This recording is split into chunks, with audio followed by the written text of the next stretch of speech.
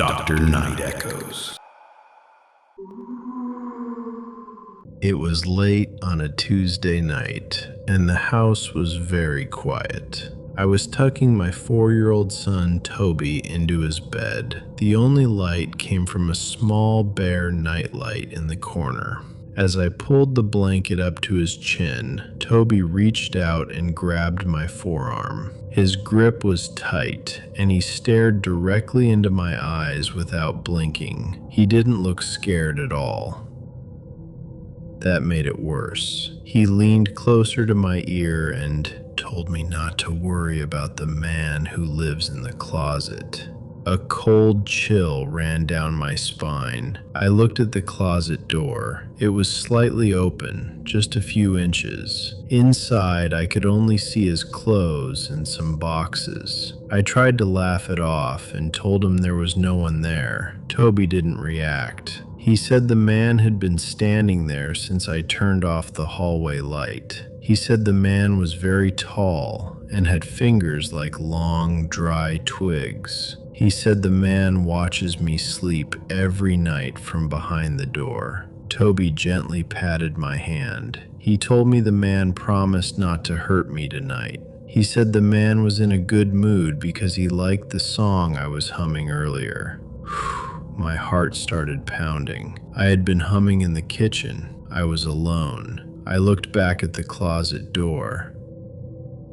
It moved slightly, just enough to notice, like something inside had pulled it tighter. I stood up to close it, but Toby grabbed my hand again. He told me to leave it open so the man could see better. That night, I lay in my bed staring at the ceiling. I could hear the floorboards in Toby's room creaking, slow, one step at a time, like something was moving back and forth, just behind that closet door. I was sitting on the floor of the nursery, helping my daughter Lily put away her wooden blocks. The sun was setting, and the room was filled with a soft orange glow. Lily suddenly stopped playing and looked at me in a way that felt wrong for a 3-year-old. Her eyes looked calm, too calm. She climbed into my lap and rested her head on my chest. Then she started talking in a flat, steady voice. She told me that before she was my baby, she was a very old woman. She said she lived somewhere near the ocean, where the wind always smelled like salt and the ground was made of loose sand. She grabbed my hand and squeezed it tighter than she ever had before. Then she started describing the day the water came. She said the sky turned black and the ocean rose up like a wall. She told me how it felt when the water pulled her under. She said she couldn't breathe. She said the water felt heavy, like stones pressing into her chest. She described coughing and struggling while everything went dark. She said she stayed there for a long time, until the bubbles stopped rising. Then her voice softened. She said she felt herself leave her body. She said she saw a warm light and walked toward it so she could become my baby. I felt my whole body go cold. I had never told her about my grandmother. My grandmother died in a flood years before Lily was born. She was trapped in her house when the water came in. I looked at Lily and she was smiling, not like a child, something else. Something older. She reached up and touched a small birthmark on my neck. Then she told me she remembered giving me that mark when I was little. She used a nickname, a name no one else knows. Only my grandmother ever called me that. I tried to open the heavy door to the garage, but my 5-year-old son Leo dug his heels into the kitchen tiles. He started shaking his head and crying. This had been happening for 2 weeks. He refused to step even an inch into that part of the house. I asked him what was wrong, and he pointed through the door. He said he did not like the boy who lived in there. We live in a quiet neighborhood. There are no other children nearby. I told him the garage was empty, but Leo kept pointing at the dark space behind my workbench. He started describing the boy in a calm, flat voice. He said the boy had skin like wet clay and wore a shirt with a large, dark hole in the middle. He said the boy sat on top of the water heater, swinging his legs slowly. Leo told me the boy was always holding a piece of jagged metal. He said the boy whispered about the sharp tools hanging on my wall. My stomach dropped. I had just moved a box of old rusty saws to that exact spot the night before. I never told Leo about them. That night, I looked into the history of the house. I found an old newspaper clipping from the previous owners. Their young son had died in the garage when a heavy shelf collapsed. The report said he was wearing a red jersey that day. I went back into the garage to turn off the light. The air felt thick. As I reached for the switch, I heard a soft, metallic scraping sound from above. I slowly looked up. There was a small red thread caught on a sharp bolt near the ceiling. It was moving slightly, not from the air, like something was gently pulling on it from the other side. I was at a crowded rest stop late at night. The fluorescent lights in the bathroom were flickering and buzzing. I went into a stall and locked the door. Everything was quiet for a second, but then I heard small footsteps on the tile. They stopped right in front of my stall. I could see the shadows of two small sneakers under the door. Then a child's voice started singing. It was high and thin, but something felt wrong about it, hollow. She sang about seeing me from behind and being inside my mind. She told me to run before time caught me. My heart started pounding. I pushed the door open. A girl was standing there. She looked around 8 years old. Her hair was long and messy, and her dress looked dusty. She wasn't moving. She was just staring at the floor. I felt cold all over, but I tried to stay calm. I told her her hair looked pretty, just trying to leave without making things worse. She slowly lifted her head. Her eyes were wide, but there were no pupils, just empty white. She didn't smile. Instead, she made a deep, wet, growling sound that didn't match her size. It echoed in the small room. Then she leaned forward and said she liked my hair too. Before I could react, she turned and ran out, laughing. The sound was sharp, like glass cracking. I stood there for a moment, trying to breathe. Then I walked to the mirror. I froze. A large piece of my hair was missing from the back of my head. It was cut clean. I looked down at the floor. There was a pair of old, rusty sewing scissors lying exactly where she had been standing.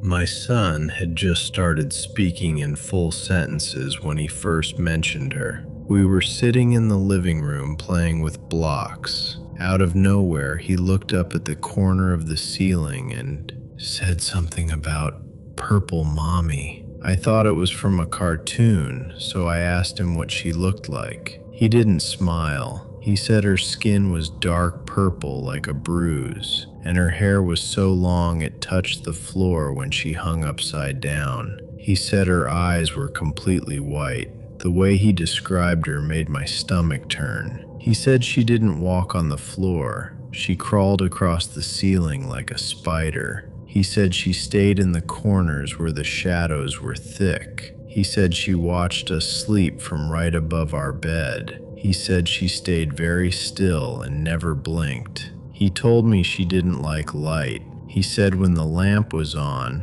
her skin made a sound like it was burning. I tried to tell him it was just a dream, but he went quiet. Then he slowly pointed above my head. He said she was listening to us right now. He said she didn't like me talking about her. That night, I couldn't sleep. I just lay there staring at the ceiling. After a while, I turned on my phone flashlight and pointed it at the corner. For a second, I saw something move. Something dark and thin pulled back into the shadow. I stepped closer and looked at the ceiling.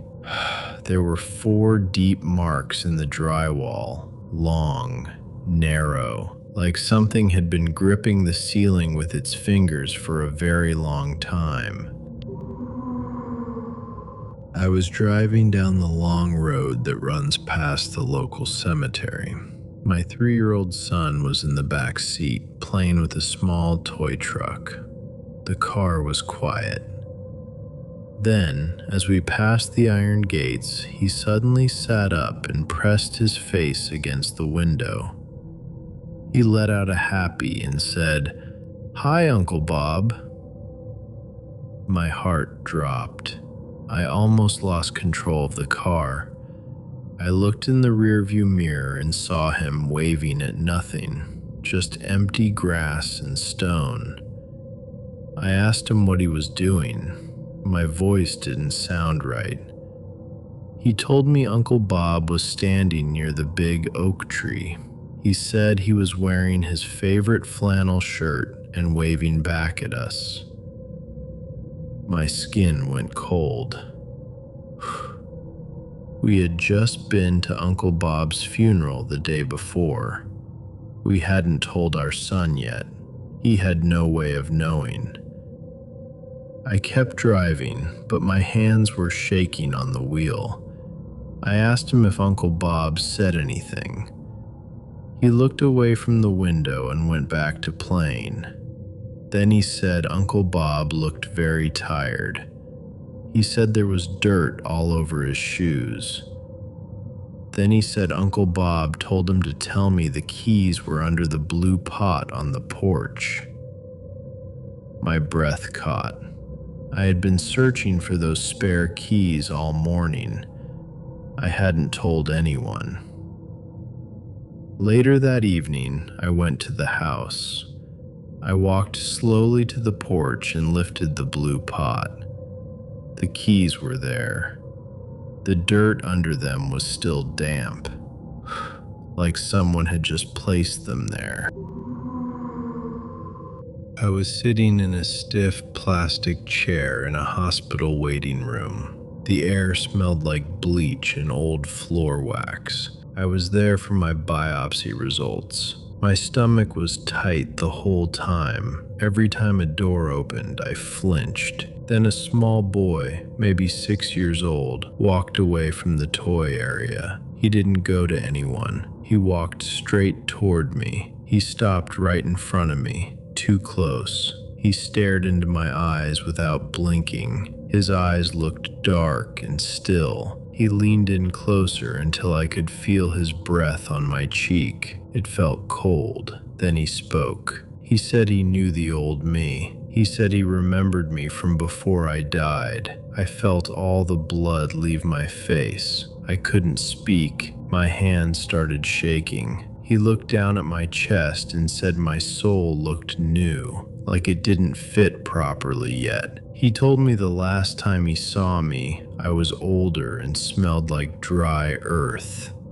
Then he patted my knee. His hand felt heavy, real. After that, he turned around and walked back without looking at me again. I sat there in silence. I was sure the doctor was going to tell me something was wrong. It felt like I was already fading. After a few minutes, the nurse called my name. The doctor told me everything was clear, no cancer. I felt relief, but it didn't last. I looked back into the waiting room. The boy was gone. I asked the receptionist about him. She checked her screen and said no children had been there all morning. I walked out to my car and sat inside for a moment. I looked at myself in the mirror. For a second, I didn't recognize the person looking back at me. Michael was usually the happiest kid in my kindergarten class. He loved building towers and sharing his snacks. But one morning, he walked in with his head down. He looked like he hadn't slept at all. During recess, he didn't go to the swings. He just sat on a bench, staring at the ground. I sat next to him and asked what was wrong. He looked at his hands. They were shaking. He said he didn't want to play with the little boy anymore. I asked him which boy, but he didn't answer. He just looked toward the empty sandbox. He said the boy only shows up when he is alone. He said the boy comes out of the crawl space under his house at night. He said the boy's skin was pale and his fingers felt like cold stones. He said the boy liked to play rough games, games that hurt. He told me that last night the boy grabbed his arms and wouldn't let go. He said he kept asking him to stop, but the boy didn't listen. He just stared with wide, unblinking eyes. Then he told Michael the game had already started and it couldn't stop. I gently pulled up his sleeves. My chest tightened. His arms were covered in deep purple bruises. They looked like finger marks, small, tight. There were thin scratches on his wrists, too. I called his mother right away. She sounded confused. She said Michael sleeps in his room with the door locked every night. I walked over to the sandbox to get his jacket. That's when I saw them. Small, barefoot prints in the sand. They led from the fence straight to the bench where Michael had been sitting. The prints were faint blue, like they had been pressed into the sand by something cold, something that hadn't felt warmth in a very long time. My family was sitting in the kitchen for a big Sunday dinner.